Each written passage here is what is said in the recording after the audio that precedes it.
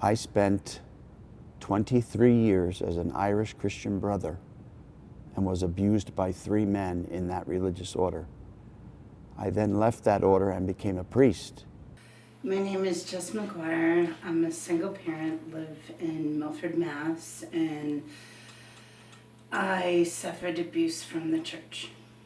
When boundaries were crossed, the church in general tended to cover things over.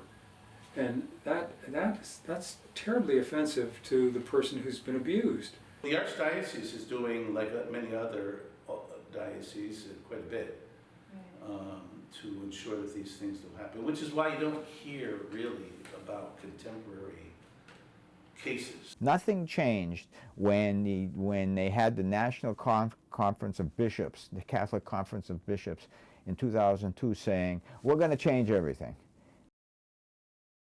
Open our eyes to the needs of our brothers and sisters. Grant also to us when our earthly pilgrimage is done. And lead us not into temptation.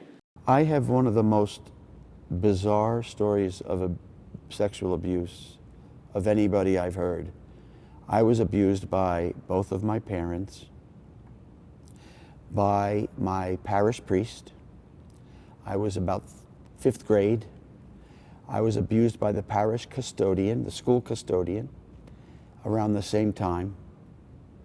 I was abused by one of the local recreation directors who took me into a bathroom stall and sodomized me. Then at 18,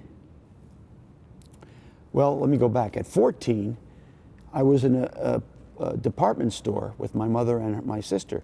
So I said, I need to go to the bathroom. So I did. In walks a man into the next urinal, and he reaches across to grab my penis. Fortunately, I was able to throw his arm back, and he didn't get that close. So then I went to high school. I was 14. And I was asked to help out at an alumni event. And don't you know it? The guy that tried to abuse me in the bathroom was at the alumni event. He was a graduate of my school, Catholic high school. I am the co-founder and president of Road to Recovery, which is a nonprofit charity based in New Jersey, and we assist victims of sexual abuse and their families. And when I began to help victims, the bishop fired me from my ministry because he wanted me to be quiet. And I refused to be quiet. So he fired me. And then, about 6 years later, I asked the Vatican to release me from my vows. So I'm a former priest, a former Irish Christian brother, and I've been running Road to Recovery now for 20 years, and it's the best work I've ever done. And I'm trying to raise the awareness of people in general that this crisis is getting worse, even though people think it's getting better. Grandmother was very religious. She ended up getting to know a few priests that weren't really priests, and they got me into a situation where I was abused. It happened in my parish, it happened in surrounding areas, it happened in my grandmother's home. It started happening at the time of my mom's separation from my biological dad, which is around 3 to 5, and continued to be about 14, 15 years old. And because of the extent and the materials, it continued to even in the residential treatment. It started with light grooming, and it continued on to some things that you would never want to even imagine. Many of these people, especially, let's say 30, 40, 50 years ago, left their families and went into religious life and had no contact with their families. And they often would enter religious life at age 14, 15, 16, and what happened was their whole adolescent process, their whole adolescent development process was cut off, and the idea was that spiritual life would be enough, and the fact is it isn't. These are the clergy and religious. They were very naive about many aspects of their own sexuality, and certainly about how sexuality plays itself out in relationship. So I have compassion for the way in which clergy have not handled sexuality very well. There's been an awakening in the church about that people have to have a better understanding of their own sexuality and sexuality in general in order to be a healthy clergy person. A lot of people are angry. They're angry in different ways. And it's hard to heal something like that. You've been groomed into thinking that you are no good, that you're evil, and that it's your fault. The sacraments in the Catholic Church are completely taken advantage of. And it's very hard to come back for it. I was groomed that I was better off dead. And still to this day, I struggle with self-harm and suicide. I got first involved when I was working in the Philippines, back in the early 1990s, and up through 2000, and I came back in 2007. And I had an occasion there, one particular occasion with one of our men, and what I found that there were no guidelines. The bishops of that country had really no guidelines for us to follow. I went to our superiors in Rome and they didn't have much to tell me either, so I kind of flew by the seat of my own pants with regard to that. When I came here in 2007, 6 years before that, was a big media explosion here in this Archdiocese of Boston with regard to clergy sexual abuse. So we kind of got caught up in that, I think. And when I came back from the Philippines, I was elected to leadership. And our role in leadership is to handle these cases that come up. So my first encounter with these things were with our men, 3 of them, who had credible allegations against them.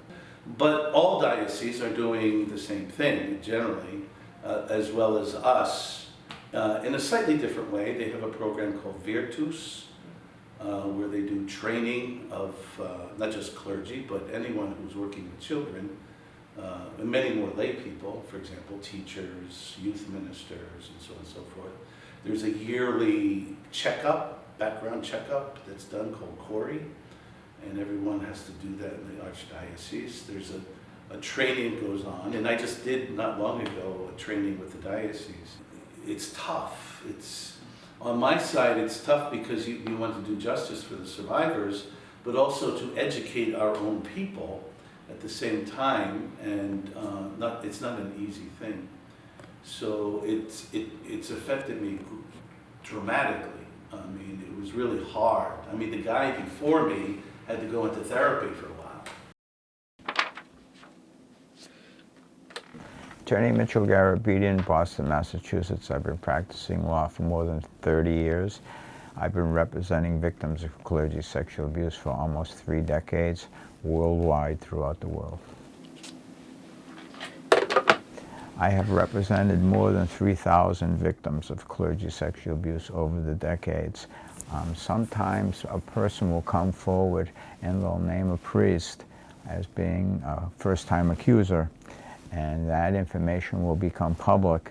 Then all of a sudden I'll get dozens of individuals across decades who say they were abused by that priest in many parts of the world. In New York, for instance, in the past two years, I've represented and do represent 250 victims, more than 250 clergy sexual abuse victims. In Boston, many individuals think that the clergy sexual abuse crisis is over, but victims are coming forward. I represent dozens and dozens of victims with regard to the Archdiocese. I'm just starting to see the victims who were abused in the late 1990s and early 2000s come forward, because some of them are reaching that age where they can come forward. okay? So now they're 30, 40 years old. It's still young, but some of them are still coming forward and naming priests who've never been named before publicly. So is it over? No, because I have clients who were sexually abused in the late 90s and early 2000s by priests. Wow. See? It's thousands and thousands of priests. First of all, many of the programs that the churches are supposed to, the parishes are supposed to have, are voluntary. And many of those churches say we're not going to handle it, not going to implement those programs. And secondly, the Archdiocese is still playing the shell game of transferring priests and hiding the fact that new priests have been named publicly and they're not putting them on their website, okay? And also, if you look at the websites of not only the Archdiocese in Boston, but other archdioceses and dioceses, when they list the priests, they'll say, we're not going to list a priest who's only been accused once, but he's been, because he's passed away, okay? But yet they'll find the victim credible. So it makes no sense.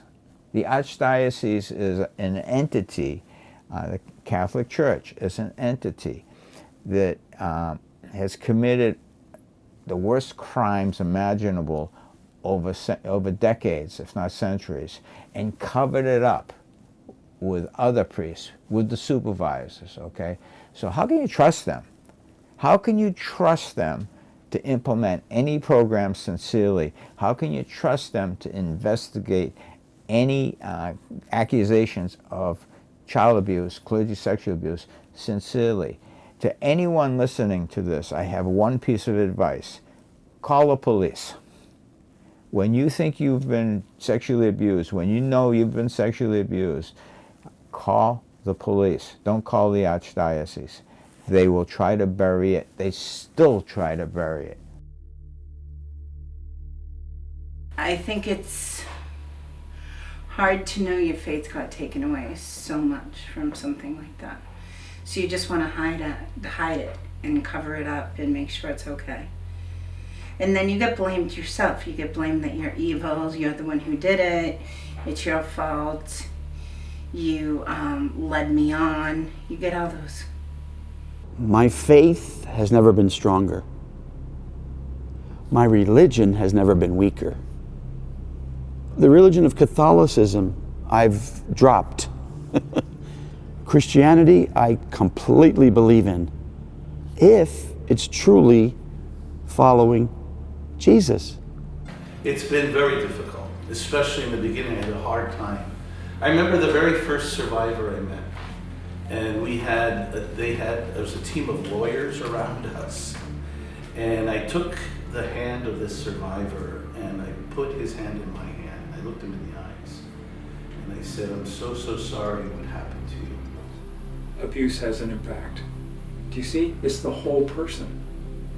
So interventions and understanding have to be operating on all those levels. But you know, the change is coming from the outside of the church. As far as we're concerned, they can circle the wagons, lock the wagons so they can't get out.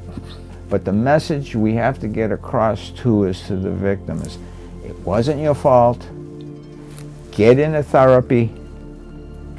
Be proud, be strong, and report the abuse to the police.